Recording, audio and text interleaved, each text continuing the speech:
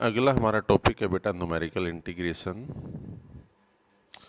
Integration का meaning है हमारा एरिया अंडर द कर्व। हमने पहले बेसिक में +2 में हमने किया था area under the curve by fundamental theorems. हमारा integration a to B F x D X हमारे पास F of B minus F of A के बराबर आता था, तो उससे हमारे को अप्रोक्सीमेट एरिया निकल जाता था। फिर हमने मोर एक्यूरेट एरिया निकालने के लिए हमने रीमन इंटीग्रेशन को यूज़ किया। उसमें हमने पार्टीशन कर दी, कोई इंटरवल गिवन था उसकी पार्टीशन कर दी, फिर हमने पार्टीशन का एरिया निकाला, फिर हमने उनको सम कर दिया, तो हमारा एरिया मोर एक्यूरेट आ जाता है। इसी तरह हमारे पास अब न्यूमेरिकल इंटीग्रेशन में अलग अलग मेथड हैं, तो उनको यूज़ करते हुए हमने एरिया निकालना है इंटीग्रेशन a टू b का एफ एक्स डी एक्स। अब हमारे पास फर्स्ट मेथड है बेटा ट्रेपिजोडियल रूल। ठीक है, तो ट्रेपिजोडियल रूल में क्या है, इंटीग्रेशन x नोड से xn f x D x. ठीक है ना, तो इसको हमने ब्रेक कर दिया, x नोड से x1 पे गया f x D x plus x1 से x2 पे गया अप टू सोन xn-1 से लेकर xn पे गया। ठीक है, तो लास्ट में इसका जो रिजल्ट बनेगा वो बनेगा इंटीग्रेशन x नोड से xn f x D x equal to h/2 y naught plus 2 नहीं है बेटा, 2 लगा लेना बुक में, 2 में स्प्रिंट है, तो 2 times of y1 plus y2 up to so on yn-1 plus yn। ठीक है ना, तो इसको याद रखने का तरीका क्या है, integration a to b f x D x which is equal to h/2 first and last term y naught plus yn plus 2 times of remaining. ठीक है ना, y naught plus yn plus 2 times of y1 y2 yn-7। ठीक है, ये है हमारे पास ट्रेपेजोडियल rule. फिर हमारे पास आता है सिम्पसन्स 1/3 रूल। इसका इंटीग्रेशन x नोड से xn f x D x which is equal to हमारे पास क्या है, x नोड से xn f x D x is equal to x naught से x2 पे f x D x plus x2 से x4 पे गया f x D x up to so on last term कहाँ पे जाएगी, xn-2 से लेकर xn f x D x पे बेटा। और इसका हमारे पास फार्मूला बन जाएगा बेटा इंटीग्रेशन x नोड से xn मतलब a से b चाहे f x D x which is equal to h/3 first and last term y naught plus yn 4 times odd plus 2 times even बोलते हैं हम इसको बेटा, h/3 y naught plus yn 4 times of y1 plus y3 up to so on yn-1 plus 2 times of y2 y4 up to so on yn-2। इसको बोल देते हैं Simpson's 1/3 rule और सिंपली सिम्पसन्स रूल। फिर हमारे पास सिम्पसन्स 3rd 8 रूल आता है बेटा। इसमें हमारे पास क्या आएगा, x नोड से x3 x3 से x6 F x D x और xn-3 से लेकर xn f x D x पे, और इसका नेट रिजल्ट बन जाएगा बेटा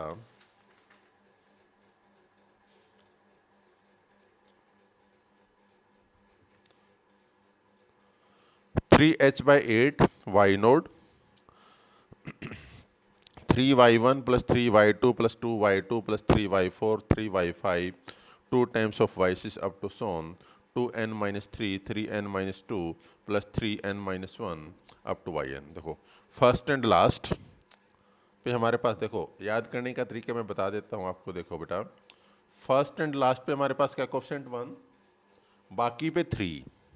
ठीक है ना, 2 कहाँ पे आएगा, देखो अब ये जंप कहाँ से कहाँ कर रहा है, देखो इंटीग्रेशन x नोड से xn f x D x की वैल्यू क्या कह रहा है कि x नोड से x3 F x D x x3 से x6 F x D x. देखो x3 ऊपर और यहाँ पे नीचे लोअर लिमिट, तो दोनों को ऐड करेंगे तो 2 टाइम्स आएगा।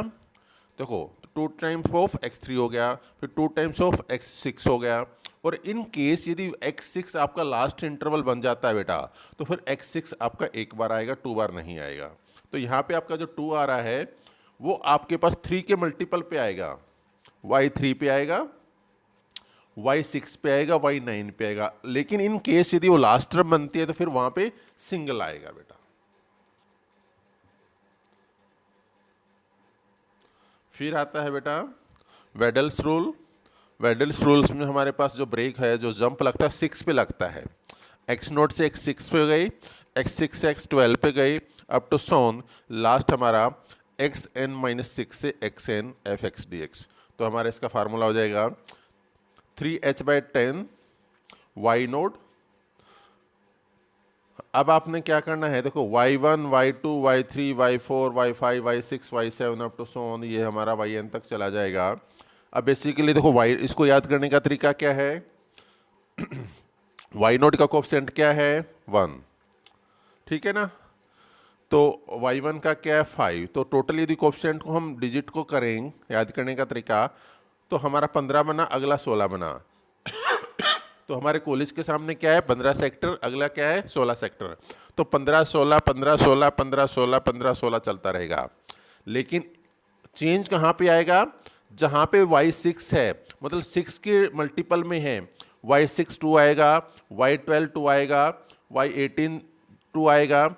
और यदि इन केस जैसे y6 आपके पास क्या है बेटा, या y12 पे जाता है, y12 आपके पास लास्ट है जो पार्टीशन करते हैं, तो फिर वो सिंगल टाइम आ जाएगा। इस चीज़ को याद रखना बेटा। ये नहीं कि आपने कि सर यहाँ पे y6 पे तो आपका 2 लिखा हुआ था फार्मूले में और क्वेश्चन में हमारे पास सिंगल लिया हुआ है तो हम चेंज कर लेते हैं, नहीं। जब भी हम इंटीग्रेशन करते हैं, जैसे x0 से x6 पे गए, x6 से x12 पे गए, तो हमारे पास कितनी बार आया, x6 तो हमारा 2 बार आया, लेकिन x12 हमारा 2 बार आया, 1 बार आया। यदि x12 से x18 पे होते तो हमारा x12 2 बार आता, 18 1 बार आता। तो इस तरह हमने इन फार्मूलों को याद रखना है बेटा।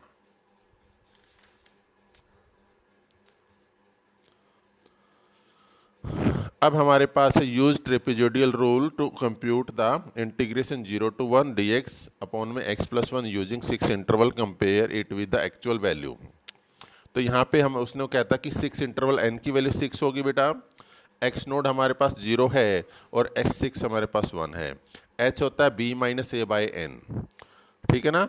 वही रीमन वाला करना है बेटा कि जो h है हमारा b-a/n होता है, n हमारा नंबर ऑफ इंटरवल होता है। जो x0 होता है वो हमारे पास a के बराबर होता है। x1 हमारे पास क्या हो जाएगा a+h, पिछले वाले सेमेस्टर में किया ना, रीमन का आपने जरूर यूज करना है यहाँ पे। x0 is our a, x1 is our a+h, x2 is equal to a+2h and x3 is equal to a+3h up to so on last हमारा xn is equal to a+nh और which is equal to b पे खत्म होना चाहिए बेटा वो चीज। तो यहाँ h हमारे पास xn माइनस x0/n, तो हमारे पास x6 माइनस x0/6, तो 1 माइनस 0/6, तो 1/6 आया।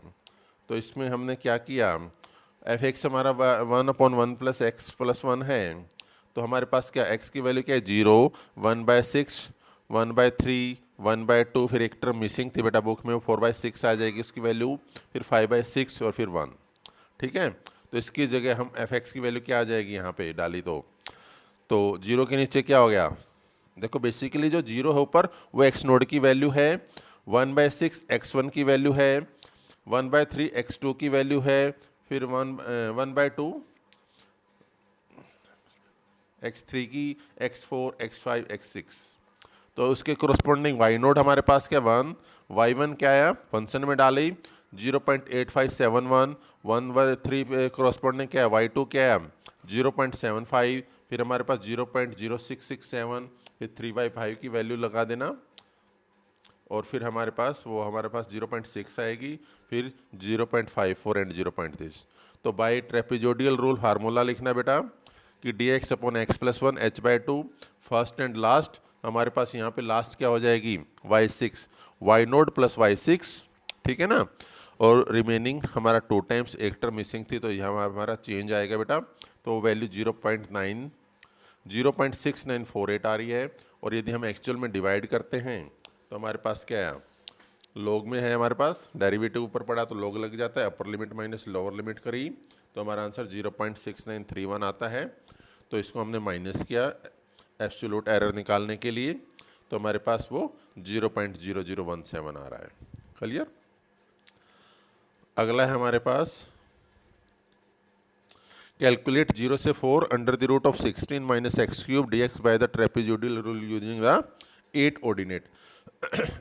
जब भी आपके पास ऑर्डिनेट वर्ड यूज होता है उसका मीनिंग बेटा इंटरवल में एक कम लगा देना। यदि हमारे पास 9 ऑर्डिनेट की बात कर रहा है तो इंटरवल हमारे 8 बनते हैं बेटा। तो वही हमने h निकाला b minus A by N या X N minus X naught by N, तो हमारे पास क्या 4 माइनस जीरो बाई 8, तो 0.5 आया। एक्स नोट हमारे पास क्या है 0, 0.5 क्या एक्स वन की वैल्यू वो किसके इक्वल होती है a प्लस एच की। एक्स टू की वैल्यू क्या होगी a प्लस टू एच, वही रीमन वाला फंडा बेटा। फिर अप टू सोन लास्ट हमारे कहाँ पे खत्म होनी चाहिए b पे, एक्स एन पे, वो 4 पे, और फंक्शन में डाली तो हमारे पास ये जो वैल्यू लिख रही है 8, 7.9922, 7.9372, और ये सारी टेबल है। फिर हमने फार्मूले में लगा दिया और हमारा आंसर आ जाता बेटा। ठीक है, 26.4166।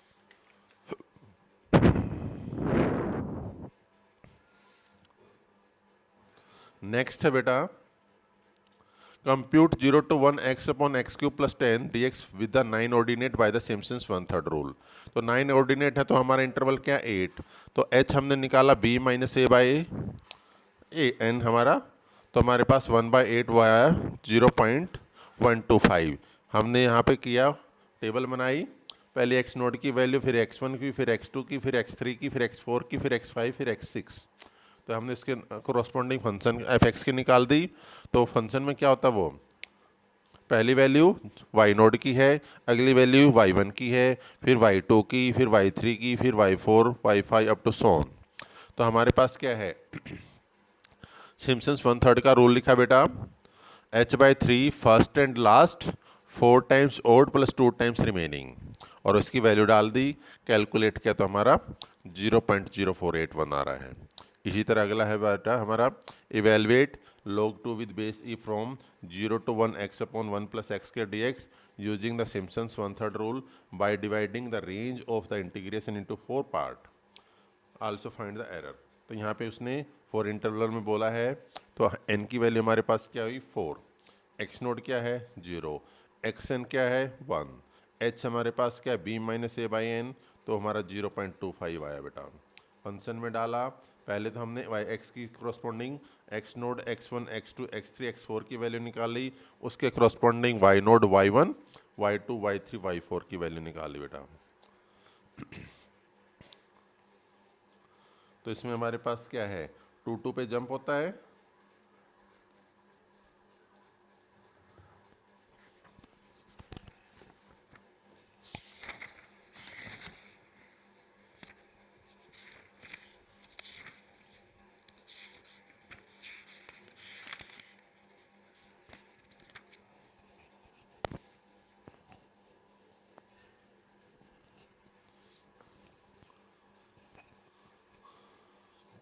फार्मूला में क्या बना बेटा इसका h/3 first and last, first and last क्या बनी y naught plus y4 4 times of odd, तो हमारे पास क्या है y1 plus y3 and 2 times of e1 तो y2। फार्मूला की वैल्यू में वैल्यू डाल दी y note y1 y2 y3 की, तो हमारा 0.16 आता है।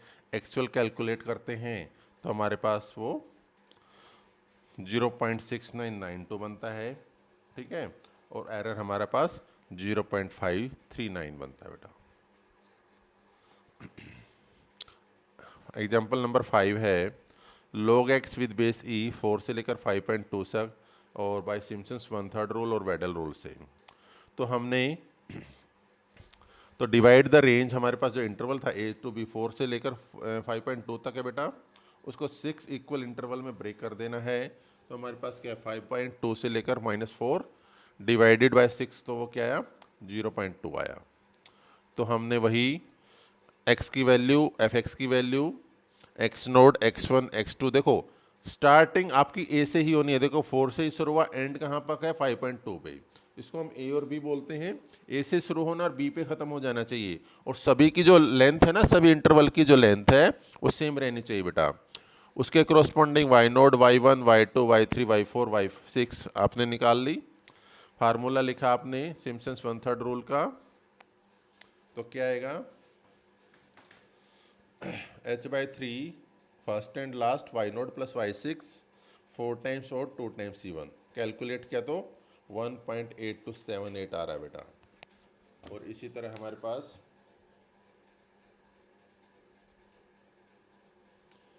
वेडल्स रूल्स में किया तो फर्स्ट एंड लास्ट, देखो उसमें आपके पास यदि आप इसका फार्मूला देखोगे तो वहाँ पे y6 आपके पास 2 बार आ रहा है बेटा। जो हमने पीछे आर्टिकल किया था उसमें y6 के आगे 2 था, और लेकिन यहाँ y6 हमारे पास क्या है, सिंगल बार आ रहा है। ये ठीक है बेटा, क्योंकि y6 हमारा लास्ट है बेटा डिजिट। यदि 6 के मल्टीपल पे लास्ट होता है तो वो 1 बार आता है, इस चीज़ का ध्यान रखना, यहाँ पे 2 मत करना। तो y3h/10 y0 plus 5 times y1 plus y2, 6 times of y3 plus y4, 5 times y5 plus y6, और वैल्यू डाली तो हमारे पास 1.6458 आ रहा है बेटा। तो ये मेथड थे, इनके आपने फार्मूले को लिख लेना है, और जो हमारे पास है 3 के मल्टीपल में 6 के मल्टीपल में कहाँ पे क्या चेंज आ रहा है उसकी आपने ज़रूर याद रखना है बेटा। फिर भी कहीं पे डाउट आ रहा है, कन्फ्यूजिंग है, तो पूछ लेना है बेटा, समझ से आपको करना है, अदरवाइज गलती नहीं हो जाएगी। क्लियर? ओके बेटा, थैंक यू।